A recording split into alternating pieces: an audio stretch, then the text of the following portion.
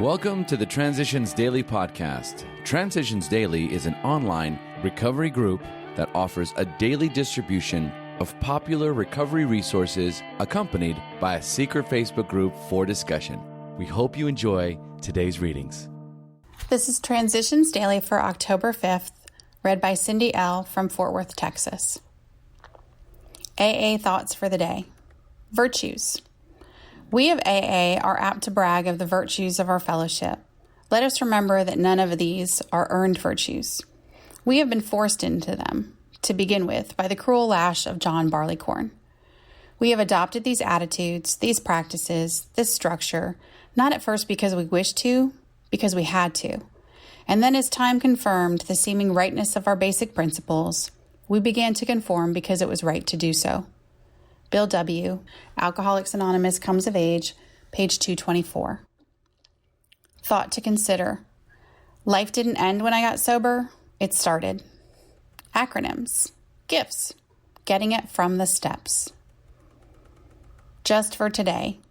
Choices from the seed of God. But my spiritual growth became stronger from the experiences of others. It was explained to me that I could freely choose a God of my understanding.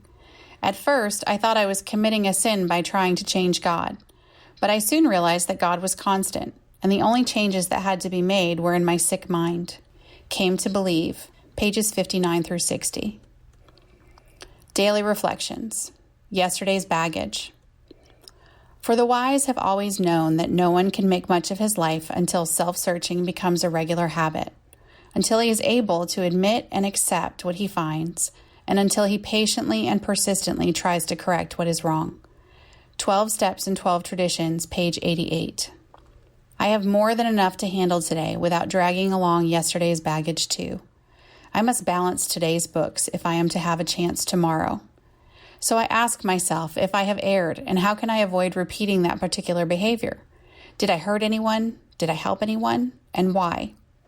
Some of today is bound to spill over into tomorrow, but most of it need not if I make an honest daily inventory. As Bill sees it, speak up without fear. Few of us are anonymous so far as our daily contacts go. We have dropped anonymity at this level because we think our friends and associates ought to know about AA and what it has done for us. We also wish to lose the fear of admitting that we are alcoholics. Though we earnestly request reporters not to disclose our identities, we frequently speak before semi-public gatherings.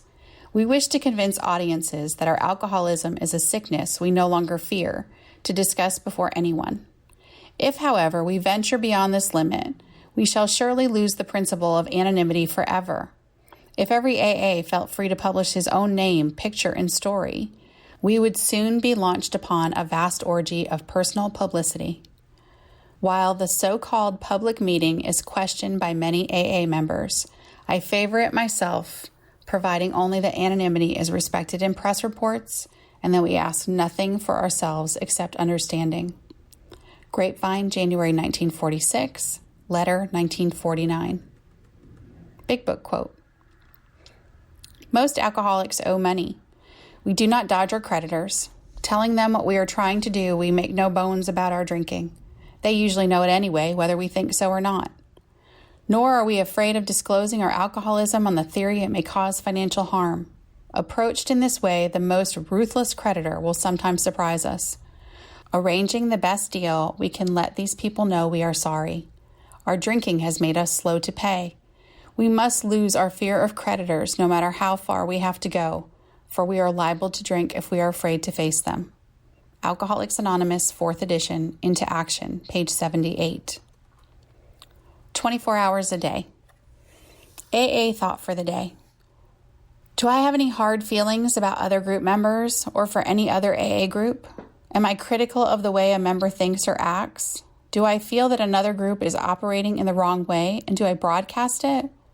Or do I realize that all AA members, no matter what their limitations, have something to offer, some good, however little, that they can do for AA in spite of their handicaps?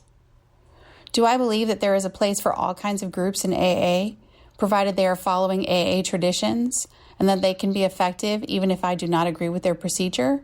Am I tolerant of people and groups? Meditation for the day. The Lord shall preserve thy going out and thy coming in, from this time forth and even forevermore. All your movements, your goings and comings can be guided by the unseen Spirit. Every visit to help another, every unselfish effort to assist can be blessed by that unseen Spirit. There can be a blessing on all you do, on every interview with one who is suffering. Every meeting of a need may not be a chance meeting, but it may have been planned by the unseen Spirit. Led by the Spirit of the Lord, you can be tolerant, sympathetic, and understanding of others, and so accomplish much. Prayer for the day. I pray that I may be led by the Spirit of God. I pray that the Lord will preserve my goings and my comings. Hazelden Foundation, P.O. Box 176, Center City, Minnesota, 55012. I'm Cindy L., and I'm an alcoholic. We hope you enjoyed today's readings.